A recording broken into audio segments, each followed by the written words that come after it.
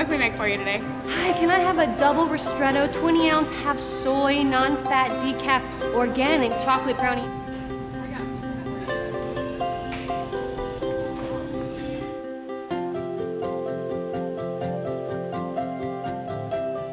Iced vanilla double shot gingerbread latte, extra hot with foam, whipped cream, upside down.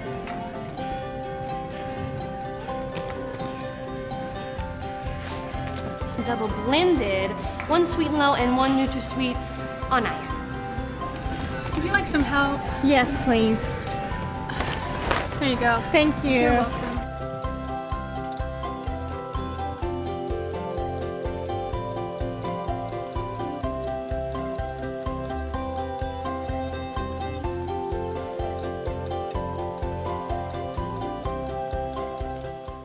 All right, good morning.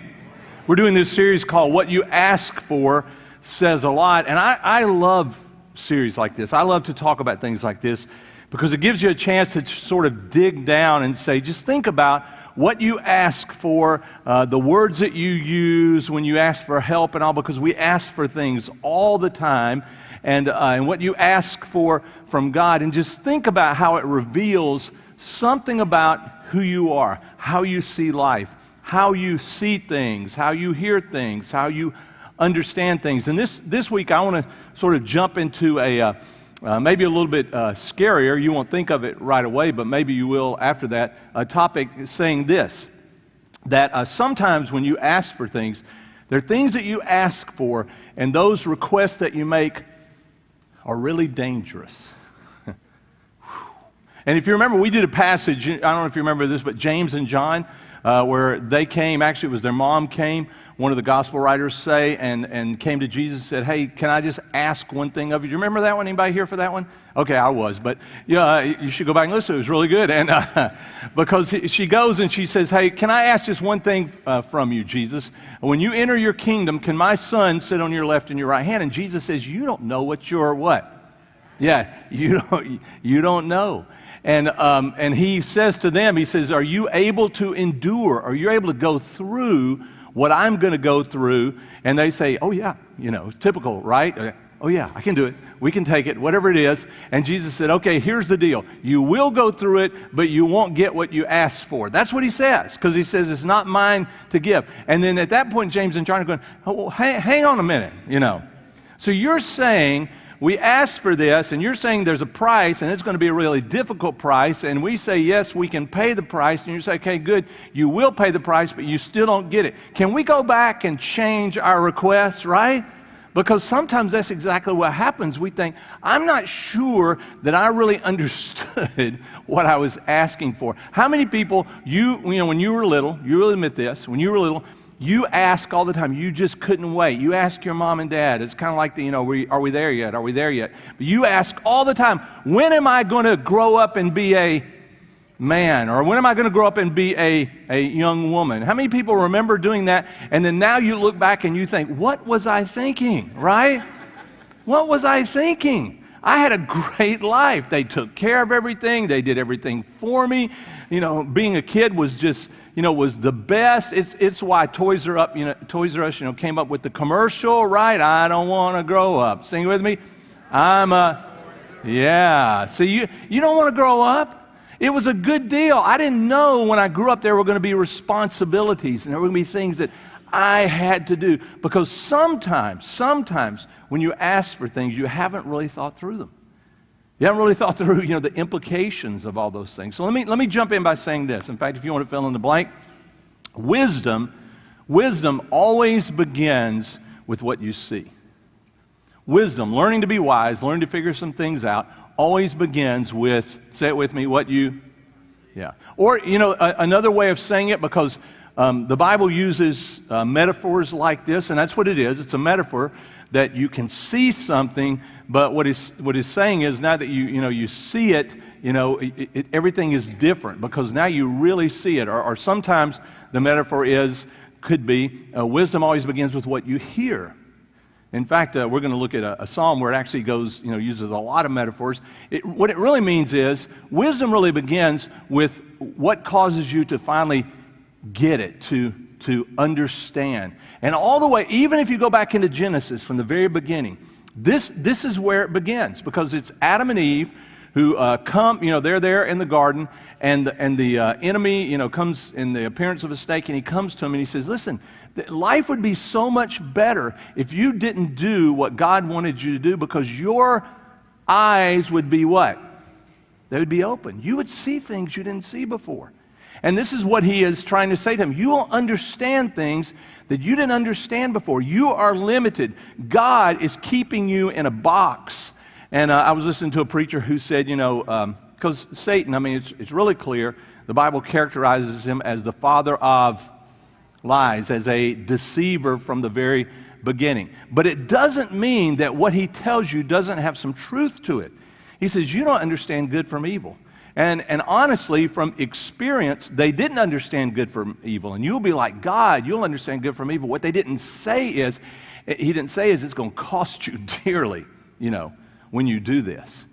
And that's what happens to us sometimes. We haven't weighed it out, and so it becomes really dangerous when we ask. And I've said this before, and you are welcome to steal this part of my prayers, because I will pray sometimes, God, I want to be the person you want me to be. And I'm willing to go through whatever it takes to be the person that you want me to be. And let me tell you something, I don't pray that lightly.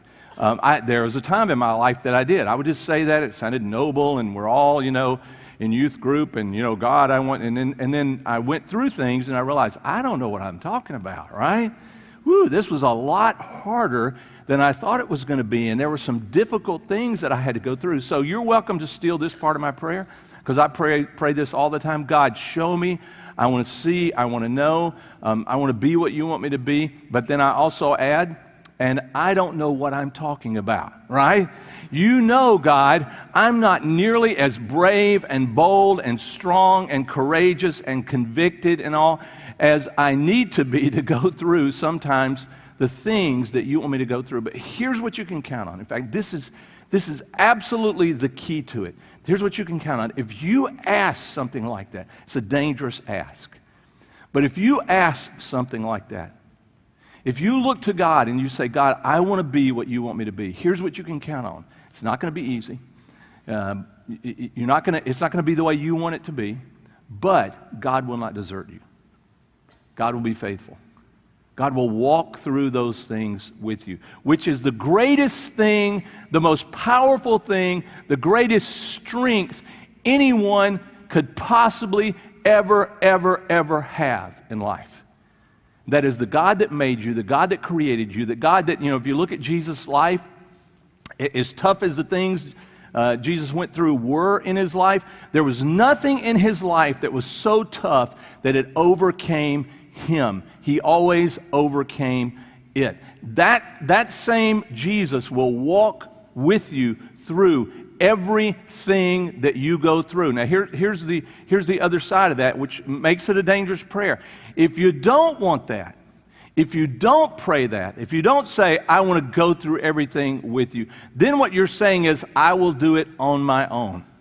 And when you say, I will do it on my own, what you're really going to pray is, God, can't you fix it so that I have an easy life? Can you fix it so that my life is only, works out only the way I want it to work out, that only gives me what I want in life? And that's a dangerous prayer. Because what you're saying is, God, I don't want you to walk with me. I don't want to know you. I don't want you to be a part of me. I want you to fix my life. I know you get me, but I don't really want to grow up. I don't really want to become the person that you want me to be. It's a dangerous ask. It's a dangerous prayer. Something when you go to God and you say, and he uses this metaphor of hearing and seeing all the time in the scripture. In fact, this one's not in there, but in the book of Acts, remember a guy named Saul, who was the enemy of those who were believers, followers of the way, and Saul goes after him, and Saul is going on a road, and as he's going down that road to another town to go and persecute and try to bring back more of the followers of the way to Jerusalem, he encounters Jesus himself on the road in a vision. And I don't know if you remember this, but at some point in that encounter, Saul becomes what? Do you know? blind. Yeah, he blinds him, and he has to go to the town, and there's someone who Saul would be trying to persecute normally and trying to, put in jail and try to destroy his life because he was a follower of the way. Then he has to go and he has to become dependent on that guy, and it's that guy who is pretty suspicious of Saul himself who actually opens his eyes and causes Saul to be able to see again. And when Saul saw again, it was never the same. Life was never the same. His whole purpose was never the same. But also, his sense of confidence of who he was, about destiny, about peace, nothing was ever the same once that happened. Okay, so set you up. Got you real quiet. That's good. Go to Psalm. This is in the Old Testament. Actually, there's more than one Psalm that uses this same passage, but it's one of my favorites. And since I'm the one up here, we get to read my favorites. And this is what it says. This is in Psalm number 115. This is what it says. Not for our sake, God. No, not for our sake. Catch this. But for your sake, he says, show your what? That means let us see. We want to see.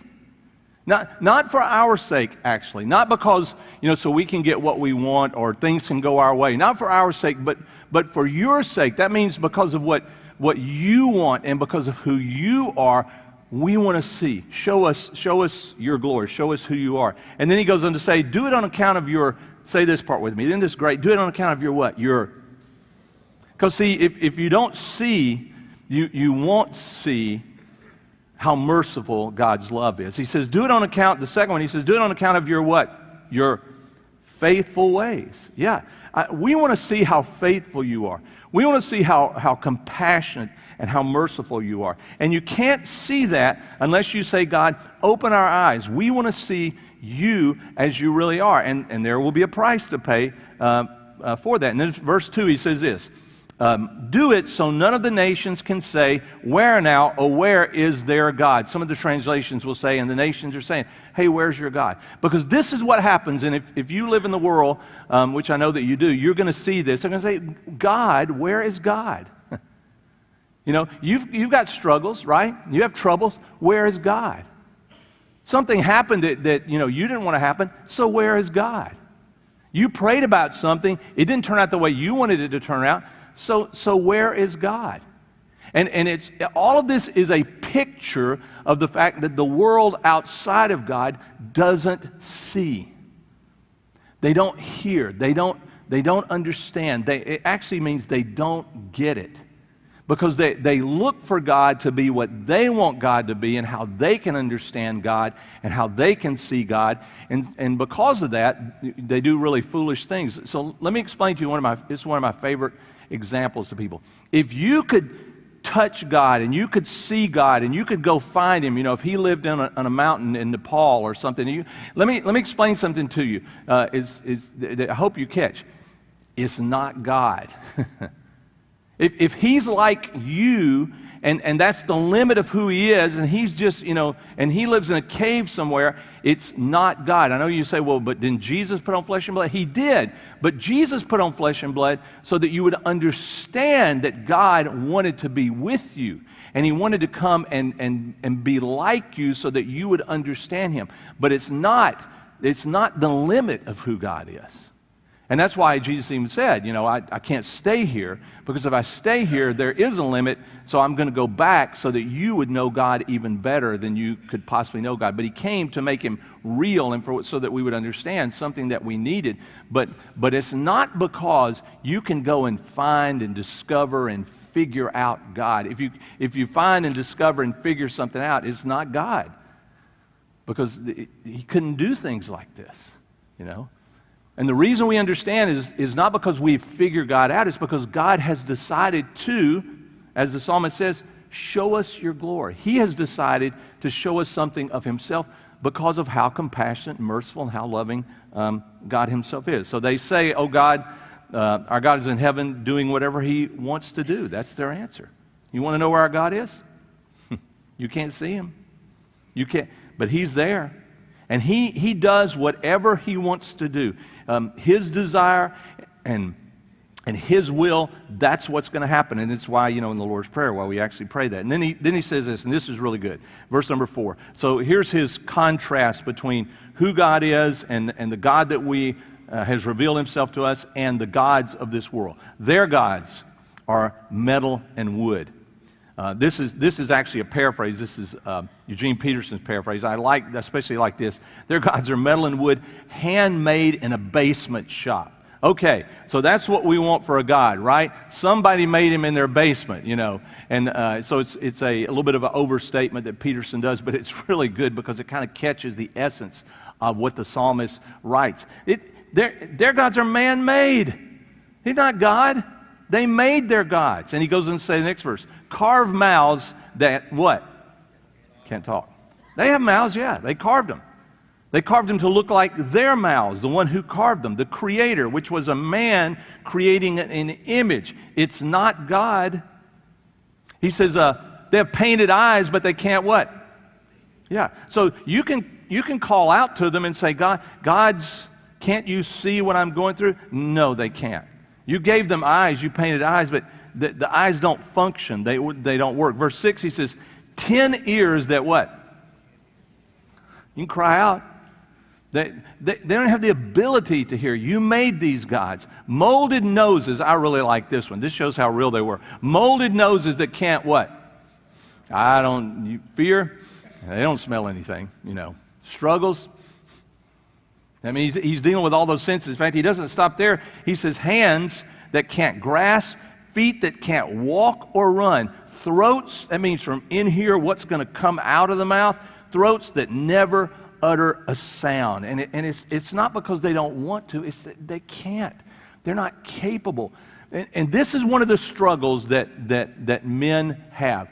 God made us in his image, and we tend to make our gods in our image. We tend to make gods the way we want our gods to be, rather than recognize, see, catch, understand, hear, somehow, bring into comprehension the fact that God made us in his image so that we could hear from him, so that we could relate to him, so that God could reveal himself and he could show us who he is, and that would make, all the difference in our lives. In verse number 8, he says, here's the real hard part. Here's the really a condemnation part. He says, those who make them have become just like them. Those who make them, that means those gods that can't talk, can't hear, but they look like they can. Those who make them have become just like them, have become just like the gods oh man, what a hard word. The gods they what? They trust. Wow. See, and this is why in the Bible, God says you can't do both.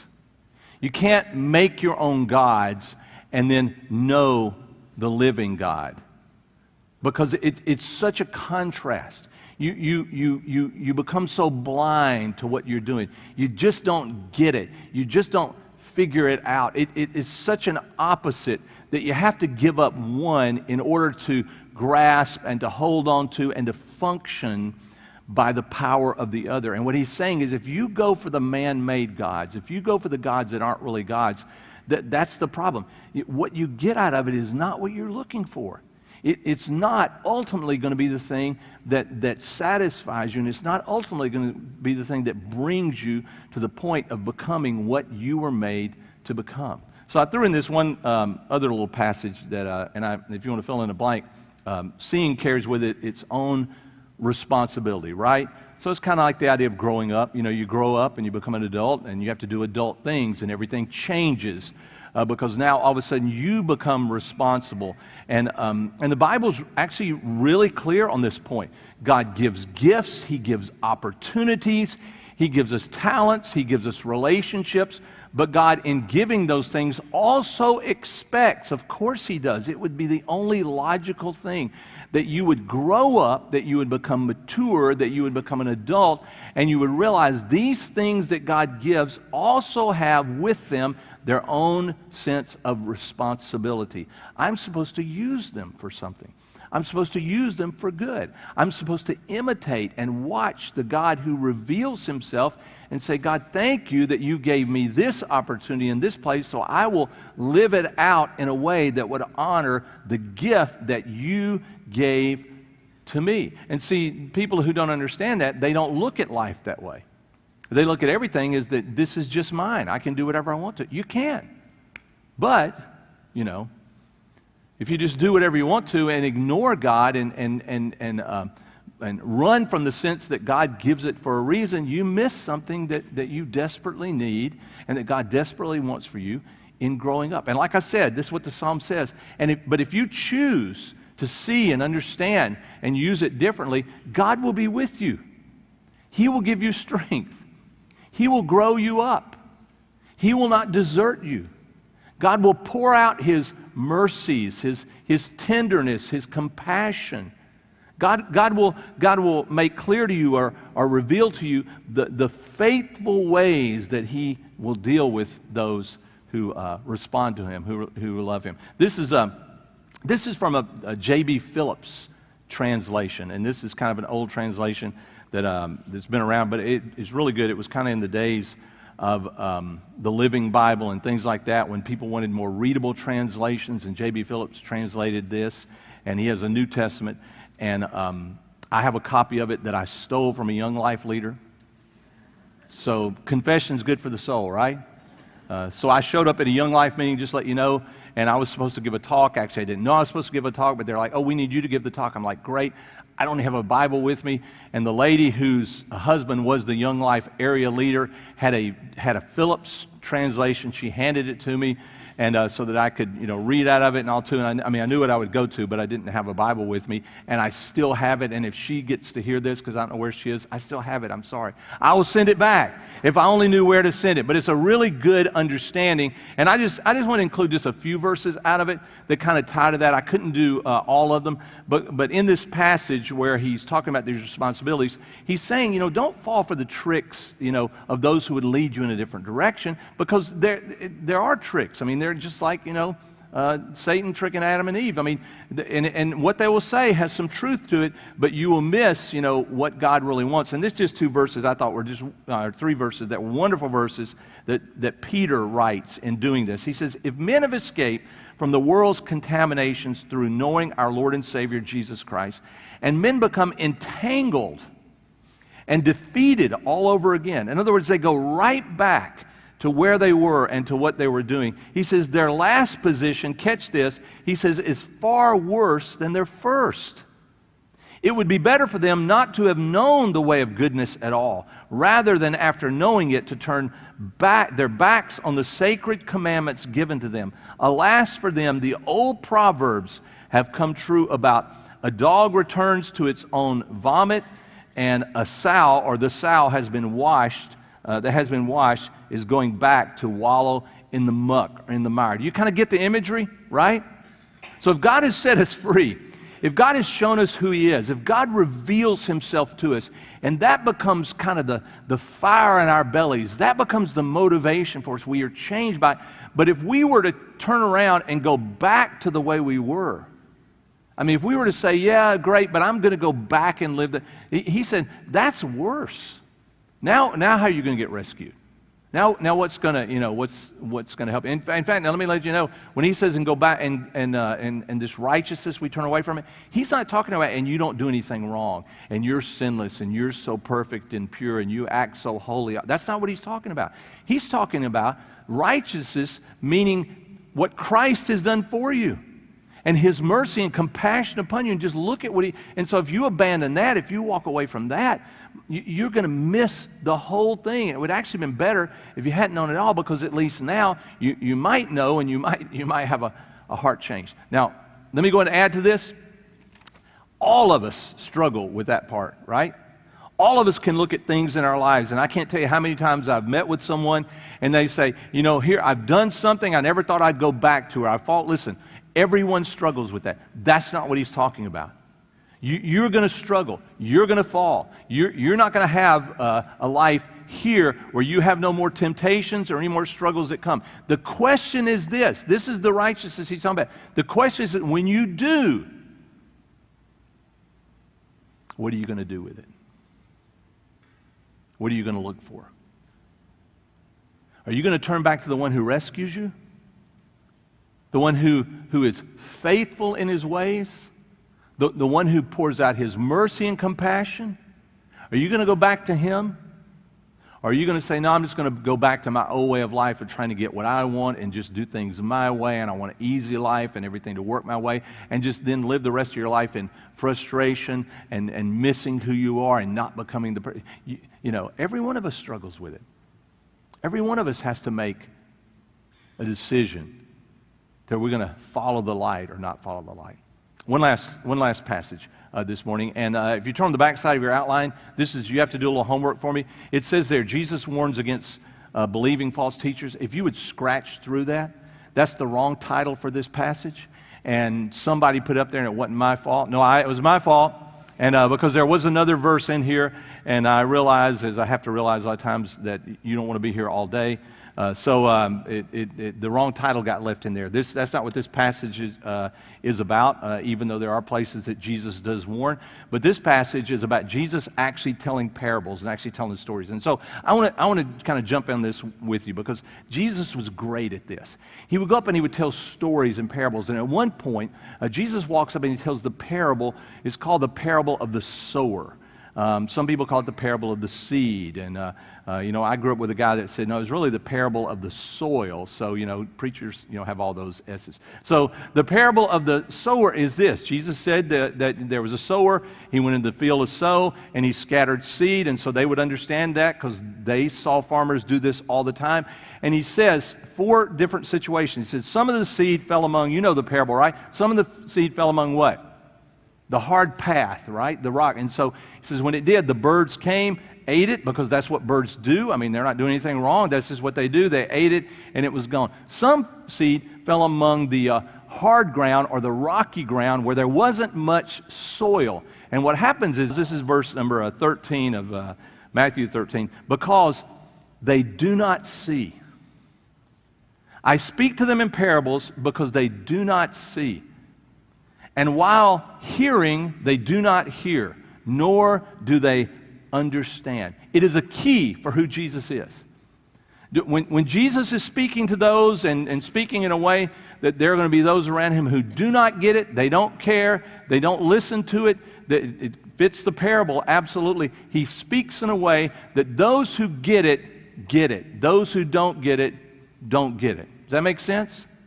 And Jesus is doing it very deliberately until the end of his ministry, right before he goes to the cross. Jesus continues to speak in parables. And then he says this. Here's verse number 14. Here's Jesus speaking. In their case, the prophecy of Isaiah, this is the Old Testament prophet Isaiah, is being fulfilled, which says, and here's his quote. He says, you will keep on hearing, but you will not, say it with me, you will not what? You hear it. You can't say no one told me. You just don't get it. You will keep on seeing, but you will not perceive. For the heart of this people has become dull. With their ears they scarcely hear, and they have closed their eyes. Otherwise, here we go, otherwise they would see with their eyes, they would hear with their ears, and understand with their heart, and return, and I would heal them. They would see with their eyes, they would hear with their ears, they would understand with their heart, and they would return, and I would heal them. He says, but blessed are your eyes. He's speaking to his disciples now, because they see, and your ears because they hear.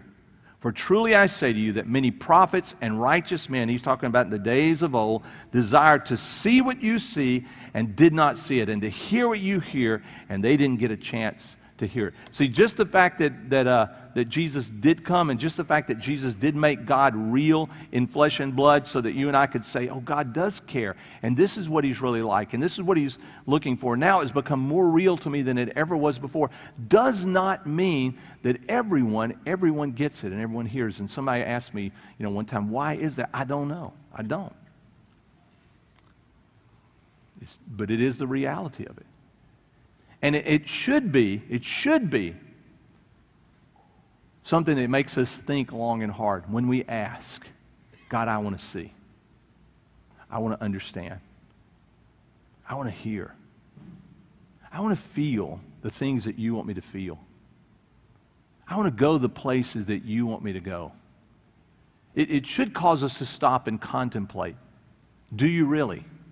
Because to ask those things and then to be dull and to hear them and not respond to them and see them and say it didn't change anything, and God to say, here's what I want you to do, and then you just don't do anything, it is not a good place. It's not where you want to be in life. It's what Jesus is speaking against. And then Jesus gives this explanation of the parable to the disciples, and you probably know it. He says, so the seed that is scattered among the hard path, the hard ground, is like the word, the truth, the message of who Jesus is and what He's done that goes out, and some people just don't get it. It just doesn't mean anything to them. Anybody know anybody like that? I don't know. There may be someone here that's like that. Because I've known people that are religious people, and they're like that. Seriously. And you talk about this, and they're religious. It's part of their routine. They go, they do all these things, and you talk about who Jesus is and what He's done, and it's kind of like, so, and does it mean anything? Does it matter? I just do my religious thing, and sometimes they do it in the name of really good organizations and everything else too. But it just doesn't mean anything. And then he says, the seed that was scattered among the rocky soil. Here's the problem, and this is what happens. They have no depth, no root. And if you've ever grown anything and you've watched it and it didn't have any enough dirt that have any root, it will spring up immediately. In fact, the plant will do this. It will spring. Here's the leaf. Maybe it tries to flower real quickly, but as soon as the sun comes up in the morning and the scorching part of the heat, which really works in Houston, Jesus was in Houston when He said this. There's no doubt about it, because it scorches and it hammers it, and that plant is gone, man. It is not going to make it. And it's not because the seed didn't have the power to produce the plant. It did. It had the power. It's just where it fell. The life of the person that it fell upon said, no, it's not going to go deep. I don't want it to go deep. I just want what it offers me, and that's the only thing I care about, and I'm not willing to go through the other part of it for it to take the time to grow deep inside of me. And I don't know, maybe you're here and you say, what, that's one of my struggles. All of us would admit to some extent that's right. Am I willing to go the length, to go the time, to run the race of saying, God, I want to know, and I know it takes time. Even, I talked about Saul becoming, and he became Paul. Paul spent years and years and years and years and years looking and studying and praying, and God driving roots deep in his life before he actually did anything. Because otherwise, he might have flamed out real quickly, and not actually done anything. And then it says, and this is the one I think that probably we struggle with the most. The third seed falls. It means the ground is receptive. There's depth to the soil, but the problem is there are also thorns and weeds in the soil, and those thorns and weeds grow up. And those thorns and weeds actually choke out the plant. They actually choke out what we've heard from God. In other words, this is what Jesus said: the worries and cares of this world, and, which may sound strange that thorns would be described as both of these, the worries and cares of this world and the riches of this world choke out what God wants to do, what God wants to say. They are the thorns. And that just means we let them compete. And we don't choose the right things and to listen and to follow the right things and say, God, but I want to know you more than I want to worry. Is that a good one? I want to know you more than I want to worry with my life. But maybe the hardest one, and I know you say, well, who would want to worry more than know God? Oh, yeah. We do it all the time because we try to fix it another way. Or the other one, God, I want the riches of this world. I want the things of this world more than I want to know you, more than I want to become what you want me to become, the person, the man, the woman that you want me to be. And then he says, which is exactly what, in the long run, what we should want, I hope you want, which is, some of it falls on good soil. And when it falls on good soil, it has a chance to grow and sink its roots deep. And the word, that means the message, all that has a chance to germinate in our lives and grow deep into our lives, and it transforms us, it changes us, and it comes up, and out of our lives comes a crop. Something comes out of it. Now, if you know something about, farming and crops mean that one plant will produce many, many, many more plants than just that one plant, right?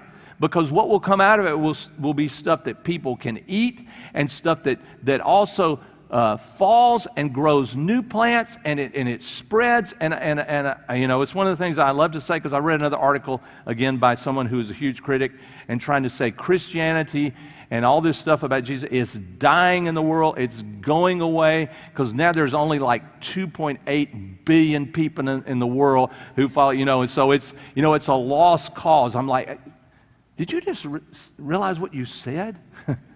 So 30-something% or 40% of the population of the world, follows and understands, and at least, openly professes that this is what we want to follow, even though they struggle with it, but it's dying and it's going away. Just to let you know, people have done that for 2,000 years, and they've actively tried to crush it but here's what you will always find, always the case. God will always scatter the message, the seed, the word, and that word will always find a life, a person, someone willing who says, yes, I want it. And I don't mean by that I want what I want this. And I know it may cost me. I know it may be difficult at times. I know I may not understand fully, but here's what I've learned. This is what you learn. Here's what I've learned through this. I've learned something through all my circumstances, all the struggles that I go through. I've learned this.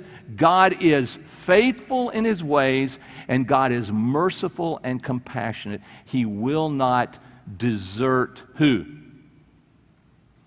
Me. And that's the life.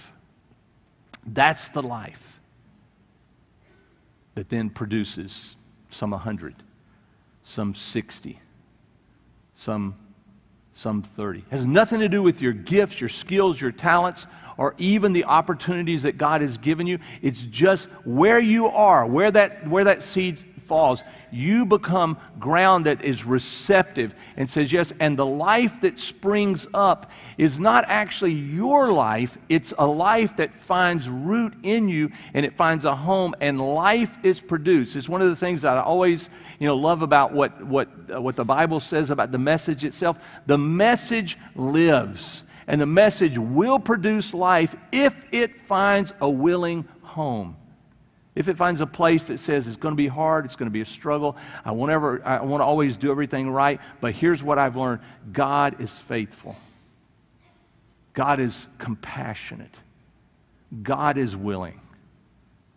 God has the power. God, open my eyes. Open my ears. Help me to understand. I know it won't be easy, but I believe it's worth it because of who you are. God, as the psalmist says, show me your glory. I'm going to ask you to pray with me for a minute, but here's what I'm going to do. It would be easy for me to lead in a prayer that says all those same things, and for you to feel kind of coerced, or kind of feel, in the inspiration, maybe of what you've heard, or maybe you listened and you said, I'm not inspired at all. Okay, so that may be true also. But in the midst of that time, I don't want you to do this just because you heard a great message, or maybe not a great message, but you heard something that kind of triggered something, because this is the kind of thing you have to think about, and you have to decide, is this really what I want to do? Because what I don't want to do is for something to spring up just quickly, immediately, and then be gone, and then find out that my state now is worse than if I'd not heard it all, because I haven't really thought about it, and I haven't really decided, is that really what I want to hear? So here's what I want to invite you to do this morning, just to bow your head for a second and close your eyes and pray something like this. Dear Lord, You know me. You understand me. You know my need. You know the possibilities and the potential of my life. But God, I want to be honest and real before you because you do know me. And honestly, sometimes I'm scared of praying a prayer like that. I want to know that there's the risk side of it. There is the danger side of it because it really is a change. Me being changed. Me being a different person. Not the same person that I was. But being a different person because you come into my life. And you reshape me. And you remake me. And you lead me and guide me. And I know that won't come without struggles and difficulties. And things that I didn't plan on. I didn't know what would happen. It would happen that way. And I know that there are a lot of voices in the world, a lot of voices that would try to lead me in one way and then another. So here's what I want to commit to and ask you to help me with, dear Father. Help me to draw close to you. To be tuned in and listen to your voice, to who you are. So that becomes the thing that sinks down deep into my life. And that becomes the thing, if there's going to be a change in me, that's the part that changes inside of me. Other people may see something on the outside, but I want the change of a different life inside of me. Different understanding. I want to see who you are. I want to hear your voice. I want to understand. I want to know you as you really are. I know that won't come without effort on my part. I know that I have to redo some things, walk away from some things. I know that means a different input in my ears and in my eyes.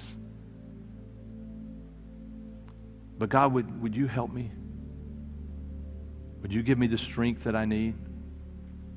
When I forget, when I lose my way, would you be the one who calls out once again, calls me back to the relationship, calls me back to knowing you, trusting you, following you? Would you reveal yourself? Show me yourself. In Jesus' name I pray.